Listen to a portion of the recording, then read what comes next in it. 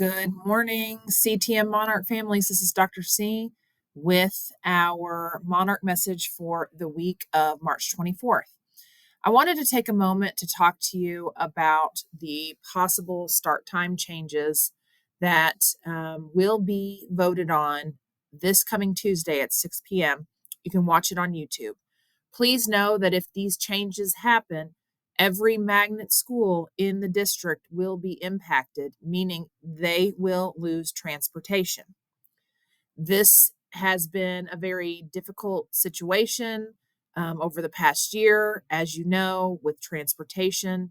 Um, it has caused, a lot of angst, frustration, and anger among all of our JCPS constituents. Anybody who works for JCPS, their kids go to JCPS.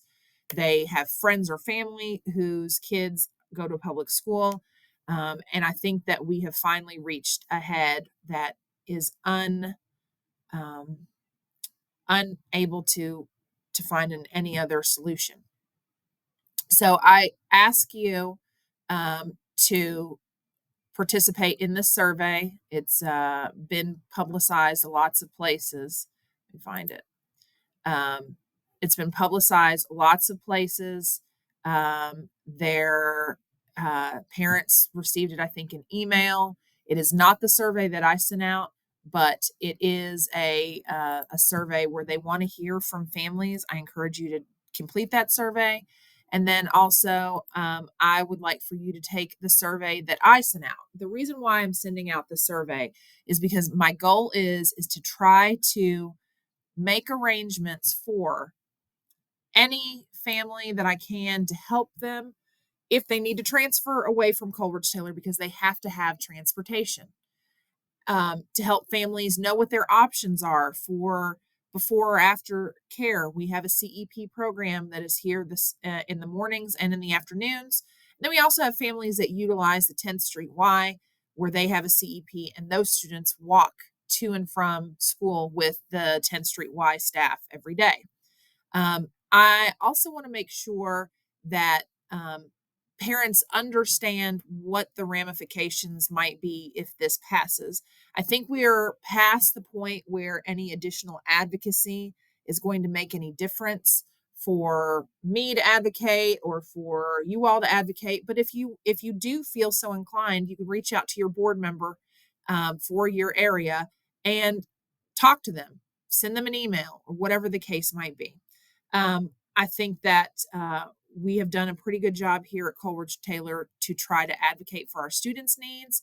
I will say this, that from the well-being survey that we did in the winter, it is very clear that families and students are not doing well with the start time. And staff are not doing well with the start time. So I am attempting to make a last ditch effort, if you will, to figure out what is the best thing to advocate for when it comes to start times for our school community, because this is not going to be something that I think that we will be able to change and alter next year for the years coming. I think that whatever we do is probably going to be the thing that we will be.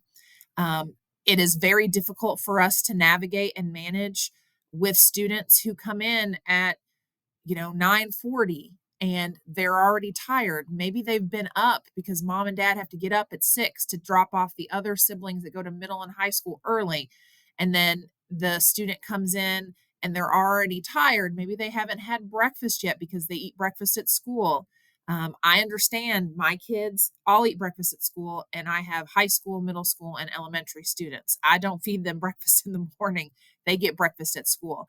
And when they have a late start time at 9:40, by the time we get here, we have a lot of kids that are really struggling with exhaustion, hunger, simply because they've been up for 2 or 3 hours before they've eaten.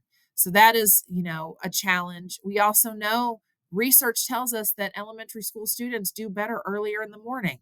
And one of the selling points of this start time change was that elementary schools would be on an earlier start time.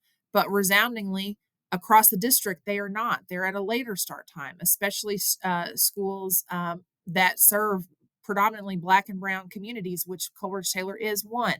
So, one of the things that I am trying to field and see is how many families may be impacted by a switch to an earlier start time. So that is important for me to know from you what your personal choice is and your voice. So this first link right here is our personal survey, and I would appreciate it if you would take that survey at your earliest convenience. Um, if you have questions about anything regarding the start time change, please let me know.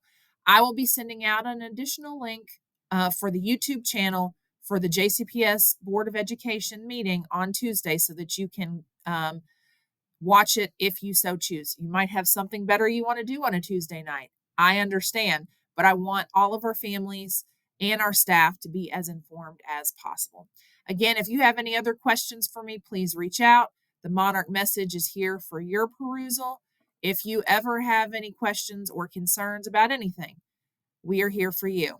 Have a great week of learning, and we hope that we can make it on the other side of this board vote intact as a school community. This is Dr. C from the principal's office. Take care.